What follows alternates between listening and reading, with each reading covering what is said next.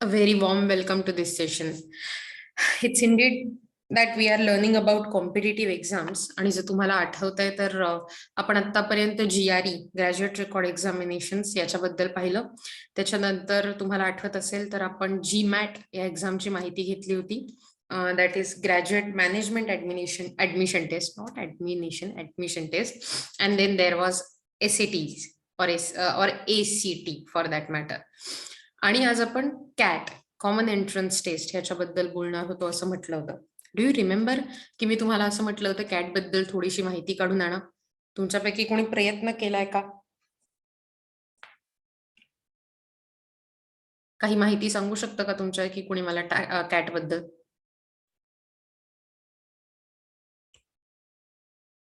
Entrance exam for MBA and author. बरोबर, cat ही एक entrance exam आहे. आणखीन काही कशासाठी एंट्रन्स एक्झाम आहे ती? MBA. करेक्ट, MBA ला ऍडमिशन घेण्यासाठी. MBA is a masters in business administration, बरोबर ना? आणि कॅट ही बेसिकली एक्झाम मेजरली भारतातल्या खूप वेल नोन असलेल्या आणि खूप पुढारलेल्या अशा IIMs, Indian institute of management याच्यासाठी म्हणून दिली जाते. ओके, आणखीन कोणाला कॅट बद्दल काही माहिती आहे का? तुम्हाला माहिती आहे आणि तुम्हाला सांगायचे? No ma'am. Okay, let's see. कोणाला सांगायचे असेल तर ते त्यांचा माईक अनम्यूट करून सांगू शकतात. Otherwise I am going forward. So Indian institute of management IIMs जशा IITs आहेत, IISER आहे, आयझर म्हटलं जातं त्याला, तसंच IIM हे अतिशय वेल नोन अशी मॅनेजमेंटच्या एज्युकेशन देणाऱ्या संस्था आहेत. It started this examination, CAT, that is Common Admission Test, and use the test as an important component in selecting students for the business administration program. Before 2009, CAT was a paper-based test conducted on a single day for all candidates. पूर्वी 2009 पूर्वी paper द्यायला लागायचा त्याचा, म्हणजे असं म्हणून आपण physical paper द्यायला लागायचा. आता मात्र the pattern, number of questions, duration have seen considerable variations over the year. On 1st May 2009, it was announced that CAT would be computer-based test starting from CAT 2009. आणि प्लीज जर तुम्ही under impression असाल की तुम्ही जशा नेहमीच्या परीक्षा देता आत्ताच्या MCQ तशीच काहीतरी कॅट असेल तर I think God bless you then. कारण अशा प्रकारे कुठल्याही प्रकारे तुम्ही त्या परीक्षेला चिटिंग करू शकत नाही. पहिली गोष्ट, तुम्हाला त्या सेंटरवर जाऊन ती परीक्षा द्यायची असते. सेंटरवरती खास त्याच्यासाठी अरेंजमेंट केलेली असते.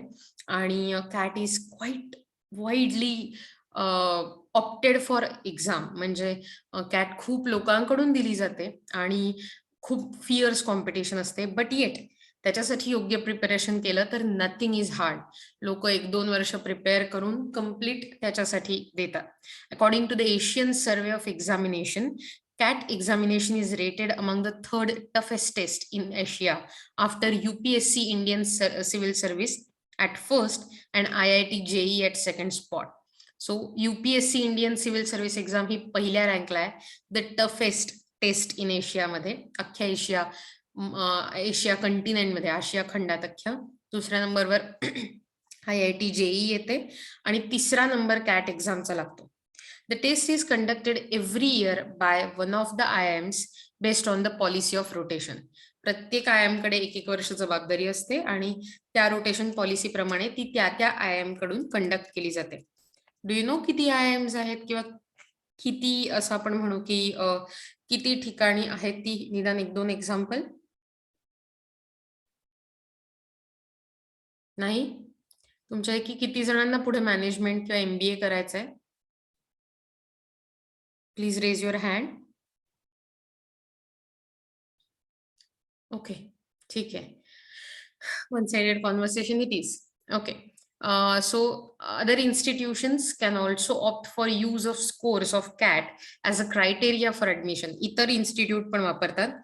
I am Ahmedabad, I am Bangalore, I am Indore, I am Calcutta, अशा भरपूर इन्स्टिट्यूट्स आहेत IIMच्या मोस्टली. आणि त्याच्यानंतर इतर काही त्यांना तर कॅटचा एक्झामिनेशन स्कोर लागतोच, कॉमन ऍडमिशन टेस्टचा, पण बाकी पण अशा काही इन्स्टिट्यूशन्स आहेत जिथे ऍडमिशनसाठी कॅटचा स्कोर वापरला जातो. In August 2011 it was announce that Indian institute of technologies IITs and Indian Institute of Science IISCs would use CAT instead of Joint Management Entrance Test GMAT or JMAT as part of student selection process for their MBA and Masters in Management programs from the academic year 2012 and 13. So 2012-13 पासून या ज्या आहेत IITs मध्ये मॅनेजमेंटचे programme चालतात, IIS मध्ये IISC मध्ये चालतात. ते पूर्वी JMET किंवा JMET ही परीक्षा ऍक्सेप्ट करायचे, पण 2012-13 पासून ते पण कॅट एक्झाम स्कोरच वापरणार होते आणि आता ते वापरतात. Many business schools in India other than IIMs also use cat scores as criteria for admission. 2011 पासून cat score approximately 145 institutes in इंडियामध्ये वापरला जातो. सो 145 चांगल्या रिनोन्ड MBA प्रोग्राम्ससाठी इन्स्टिट्यूट्समध्ये आपल्याला कॅट स्कोर द्यावा लागतो, म्हणजे कॅट एक्झाम तेव्हा द्यावी लागते.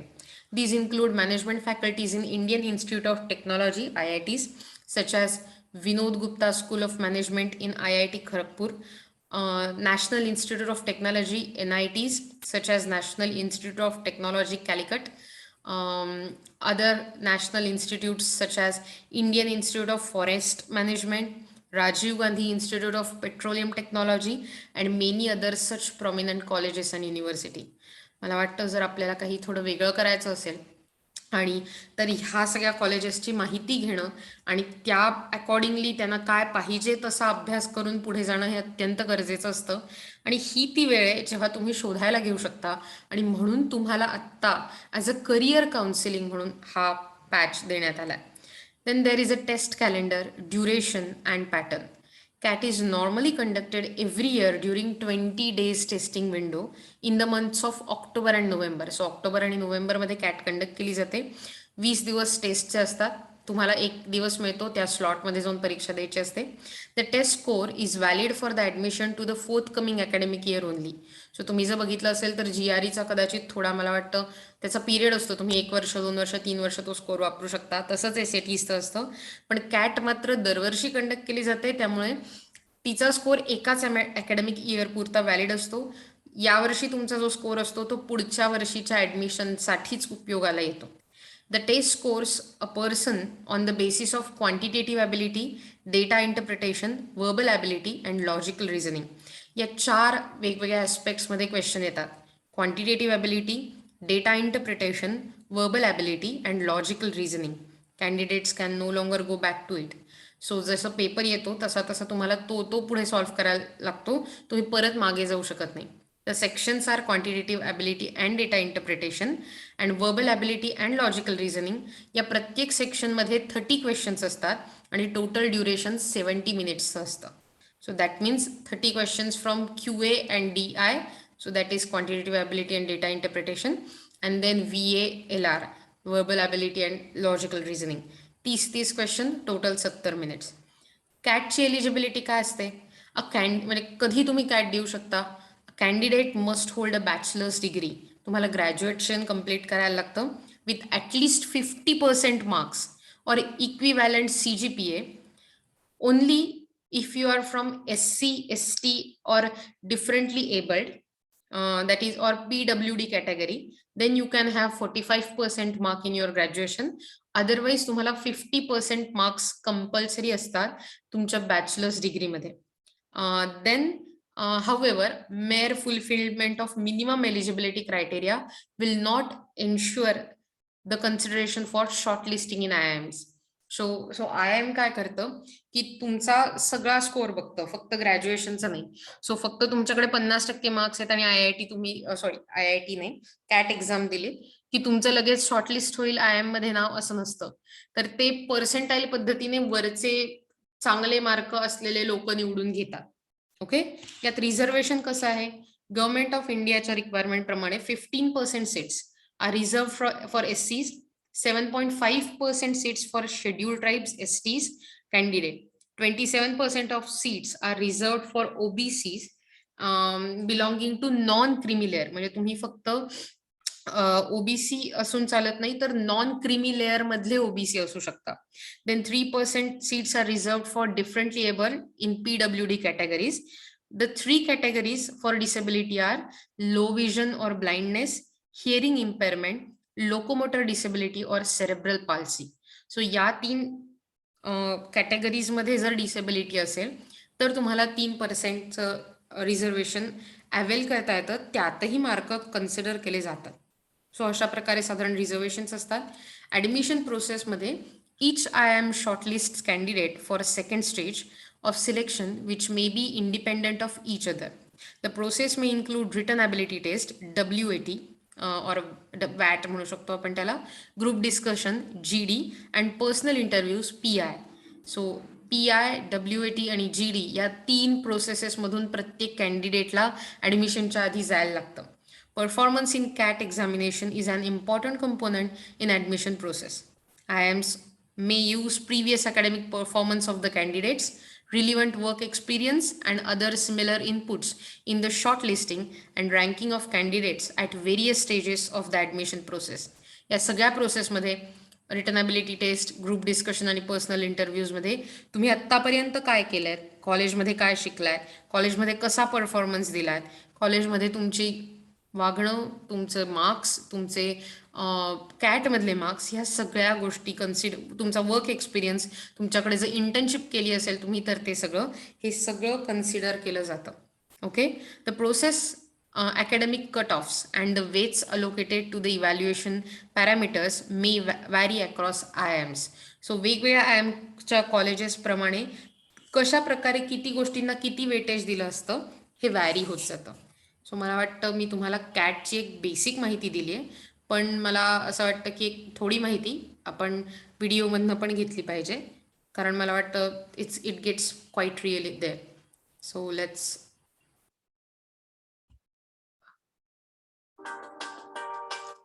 just a minute, okay?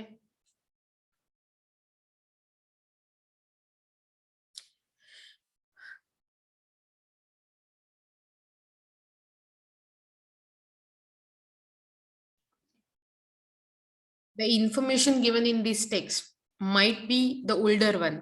पुढचे बदललेले पॅटर्न आणि याच्यासाठी तुम्ही डेफिनेटली अलर्ट राहिलं पाहिजे, जसं व्हिडिओमध्ये म्हटलं होतं तसं. पण ओव्हरऑल तुम्हाला कॅट बद्दलची माहिती या व्हिडिओतून आणि आपल्या टेक्स्टमधून मिळाली आहे. तुम्हाला त्याबद्दल काही शंका आहे का?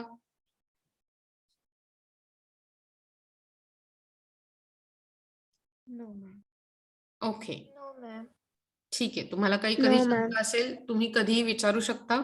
त्या रिलेटेड आपण पुढच्या गोष्टीकडे वळूया. It is examination conducted by UPSC. So UPSCचा फुल फॉर्म कोणी सांगू शकेल का मला? Union Public Service Commission. Correct, union public service commission. आणि कशासाठी असतो साधारण, म्हणजे हे कशासाठी असतात? UPSC काय करतं? युनियन पब्लिक सर्व्हिस कमिशन काय करतं? वो एग्जाम कंडक्ट करते हैं जो अलग अलग पोस्ट के लिए भर्ती करते हैं. Exactly. So the competitive examination conducted by UPSC for direct recruitment of all Indian services and higher central services is known as civil services examination. So UPSC कडून केल्या जाणाऱ्या कंडक्ट केल्या जाणाऱ्या एक्झामिनेशन्स ना सिव्हिल सर्व्हिसेस एक्झामिनेशन म्हणतात. Government jobs जे administration मध्ये मिळतात, ब्युरोक्रेसी ज्याला म्हटलं जातं, ब्युरोक्रेसी, त्याला ते जॉब्स देण्याचं काम हे UPSCच्या एक्झाम करतात. सो एक एक्झाम कोणत्या कोणत्या सर्व्हिसेसमध्ये जॉब देऊ शकते? It is useful for the recruitment of IAS, that is Indian administrative services, then Indian police services IPS, Indian foreign services IFS, and the other higher services Group A, Group B. Before 1979, there used to be 3 separate examinations, one for IAS, one for IFS, and one for IPS, and class 2 police services of the union territories, and the third one for central services. So हे 1979 पूर्वी होतं. Okay. आज ही एक exam असते civil services एक्झामिनेशनची. त्याला UPSC ची परीक्षा ही असं सोप्या भाषेत म्हटलं जातं. जे IAS, IFS आणि IPS याच्या बरोबरीने the other higher central services from group A, group B या कॅटेगरीजसाठी रिक्रुटमेंट करण्यासाठी ही एक्झाम दिली जाते. Do you know about anything else about this exam? तुमच्यापैकी कोणाला ही एक्झाम द्यायचे का?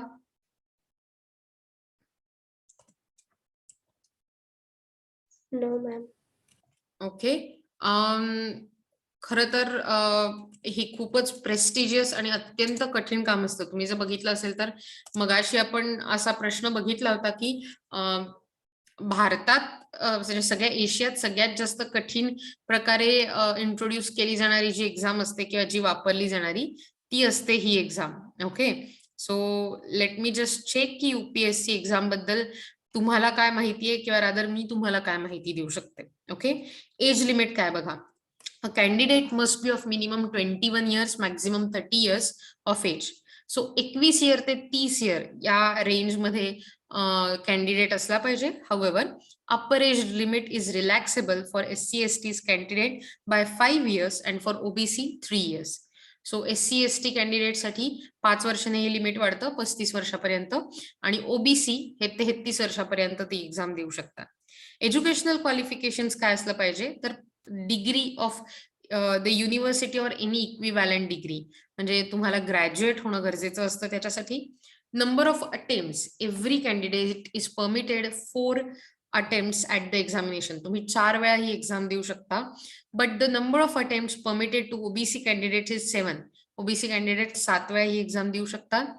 जर तुम्ही further the restriction of number of attempts is not applicable for SC/ST candidate. म्हणजे SC/ST कॅन्डिडेटसाठी कुठल्याही प्रकारे असं किती अटेम्प्ट देऊ शकता असं काही नाही. ओपन कॅटेगरीसाठी जनरल कॅटेगरीसाठी 4 अटेम्प्ट्स हे फायनल असू शकतात. Thus, SC/ST categories can have any number of attempts within the prescribed age limit, that is 21 to 35 years. It must also be noted that the Kothari committee had recommended only 2 attempts for both general and SC/ST candidates. So Kothari committee जी बसली होती त्यांनी SC/ST आणि general कॅटेगरीसाठी फक्त 2 attempts असावेत असं recommend केलं होतं. आज अजूनही त्याच्यावर काही निर्णय झालेला नाही. प्लॅन फॉर एक्झामिनेशन काय असतो? The civil services examination consist of 2 successive stages called preliminary examination and main examination. So पहिली एक प्रिलिम असते त्याला प्रिलिमिनरी एक्झामिनेशन म्हटलं जातं आणि नंतर मेन एक्झाम असते. The preliminary examination is meant for selection of candidate for the main examination. So पहिल्यांदा तुम्ही प्रिलिम क्लिअर झाला तर तुम्हाला मेन एक्झाम देता येते. While the main examination is meant for the selection of candidate for various services and post. आणि त्याच्या आधाराने तुम्हाला पुढचं सिलेक्शन करता येतं.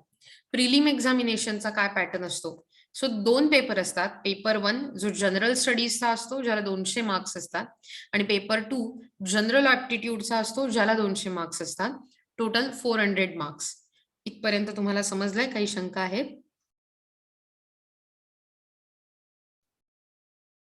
No ma'am. देन मेन एक्झामचा विचार करूया. मेन एक्झाम मध्ये इट कन्सिस्ट ऑफ 2 पार्ट्स. या 2 पार्ट मध्ये रिटन एक्झामिनेशन आणि इंटरव्ह्यू टेस्ट असते. सो मेन एक्झाम मध्ये 2 भाग असतात. एक रिटन एक्झामिनेशनचा, एक इंटरव्ह्यूचा. Written examination consist of following paper. वेगवेगळे जे पेपर सांगितले ते रिटन एक्झाम मध्ये असतात. पहिला पेपर असतो इंडियन लँग्वेजचा. It has 300 marks. Then paper 2 is of English ज्याला 300 मार्क असतात. Marks for the language paper above are not counted for merit. So या लँग्वेज मधले जे मार्क्स असतात ते मेरिट मध्ये काउंट केले जात नाही. दो तुम्हाला ते पेपर द्यायलाच लागतात. देन रँकिंगसाठी ते मार्क मात्र काउंट केले जात नाही. देन पेपर 3 इज एसे.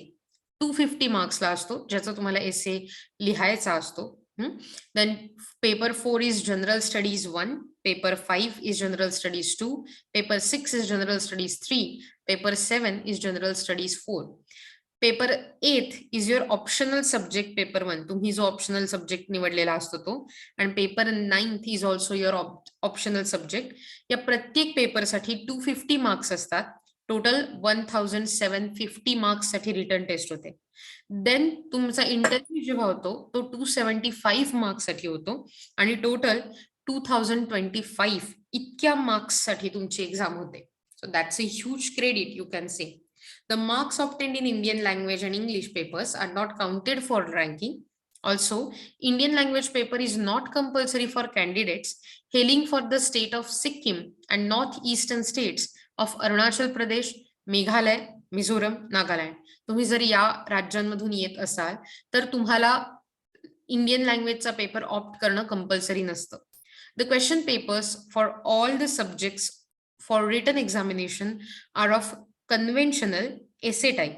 म्हणजे तुमचे एमसीक्यूज नसतात इथे कुठेही, तुम्हाला कंप्लीट मोठी उत्तरं लिहायची असतात. Each paper is of 3 hours duration. तुम्हाला 3 तासात 250 मार्काचा पेपर कव्हर करायचा असतो. The candidates can answer all question papers except the language paper in that is paper 1 और पेपर 2. म्हणजे कॅन्डिडेट जो असतो तो कोण सगळे जे क्वेश्चन असतील ते जे पेपर असतात ते any of the language mentioned in the English schedule of the 8th schedule of the constitution of India और इन इंग्लिश, या कुठल्याही भाषांमध्ये आपलं 8वं जे शेड्यूल आहे त्यात ज्या भाषा मेन्शन केल्या आहेत त्या किंवा इंग्लिश यांच्यापैकी कुठच्याही भाषेत पेपर देता येतात. All the question paper except first two question paper म्हणजे जे इंडियन लँग्वेज आणि इंग्लिश याच 2 गोष्टींचे पेपर आहेत ते वगळता बाकी सगळे पेपर तुम्ही तुमच्या सुटेबल लँग्वेज मध्ये देऊ शकता. However, all the questions paper other than language papers are set only in Hindi and English. So तुम्हाला क्वेश्चन पेपर मिळताना हिंदी आणि इंग्लिश मध्येच मिळतो. उत्तर मात्र तुम्ही कोणत्याही लँग्वेज मध्ये लिहू शकता जी शेड्यूल 8 मध्ये असेल किंवा इंग्लिश असेल. त्यानंतर इंटरव्ह्यू, त्याला पर्सनॅलिटी टेस्ट ही म्हटलं जातं. It aims at assessing personal suitability of the applicants for the career in civil services. The qualities judged by interview test includes mental alertness, critical powers of assimilation, clear and logical exposition, balance of judgment, variety and depth of interest, ability for social cohesion and leadership, and intellectual and moral integrity. So या सगळ्याचा विचार करून तुमचं बोलणं, तुमच्यात moral आणि ethical integrity काय आहे, तुमच्या इंटरेस्टचे विषय काय आहेत, तुम्ही जजमेंट किती चांगल्या प्रकारे करू शकता, तुमच्याकडे प्रॉब्लेम सॉल्व्हिंग स्किल्स किती आहेत, तुम्ही किती क्लिअर आणि लॉजिकल थिंकिंग करू शकता, असिमिलेशनच्या किती क्रिटिकल पॉवर्स आहेत तुमच्याकडे, तुम्ही मेंटली किती अलर्ट आहात, या सगळ्या तुमच्यात लिडरशिपची किती स्किल आहे. सो या सगळ्याचा विचार करून तुमचा इंटरव्ह्यू घेतला जातो.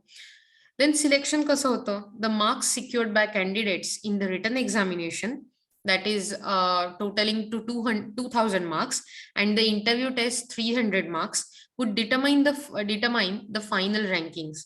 The candidates are allotted various services keeping in the view of their ranks in the main examination. Of course, the preference expressed by the candidates for various services are also considered. तुम्हाला परीक्षा देताना तुम्ही कोणत्या पोस्टसाठी परीक्षा देणार आहात हे mention करायला लागतं आणि तुम्ही जर सिलेक्ट झालात तर जशा रँक असतील त्याप्रमाणे आणि जसा तुमचा प्रेफरन्स असेल त्याप्रमाणे तुम्हाला त्या पोस्टवर रिक्रूट केलं जातं. The UPSC submits the list of successful candidates arranged in the order of merit to the Ministry of Personnel. The Ministry of External Affairs get the first choice to choose the required quota of Indian foreign services. या सगळ्या services मध्ये पहिल्यांदा IFS सर्व्हिससाठी, Indian foreign सर्व्हिसेससाठी foreign मिनिस्ट्रीला option मिळतो त्या कॅन्डिडेट्सच्या लिस्टमधून कॅन्डिडेट चूज करण्याचा. Then ministry of personnel selects the candidates for IAS, that is Indian Administrative Services, and then for IPS and ministry it is chosen by Ministry of Home Affairs, and this is followed by other ministries and department in the fixed order. So पहिल्यांदा IFS साठी foreign ministry select करतं, मग त्याच्यानंतर ministry of personal select for IAS Indian administration service, आणि मग त्याच्यानंतर IPS that is IPS साठी choose केलं जातं home affair ministry of home affairs कडून, आणि मग इतर मिनिस्ट्रीसाठी त्या फिक्स्ड ऑर्डरमध्ये. सो UPSC कडून आणखीन पण वेगवेगळ्या एक्झामिनेशन कंडक्ट केल्या जातात. या एक्झाम बरोबर Indian forest service examination, engineering service examination, geologist examination, special class railway apprentice apprentices examination, National Defense Academy NDA and National Academy Examination, Naval Academy Examination NAE. So या अतिशय महत्वाच्या again, combined defence services examination, combined medical services examination, Indian economic service और Indian statistical service examination, ज्याला IAS किंवा ISSE असं म्हटलं जातं, section officers, stenographers, grade B, grade 2, limited departmental competitive examination आणि central police forces assistant commandants examination. So थोडक्यात तुम्हाला सांगायचं झालं तर वेगवेगळ्या प्रकारच्या एक्झामिनेशन, कॉम्पिटेटिव्ह एक्झामिनेशन UPSC कडून कंडक्ट केल्या जातात आणि त्यातली ही जी आपण पहिली बघितली, ज्याला आपण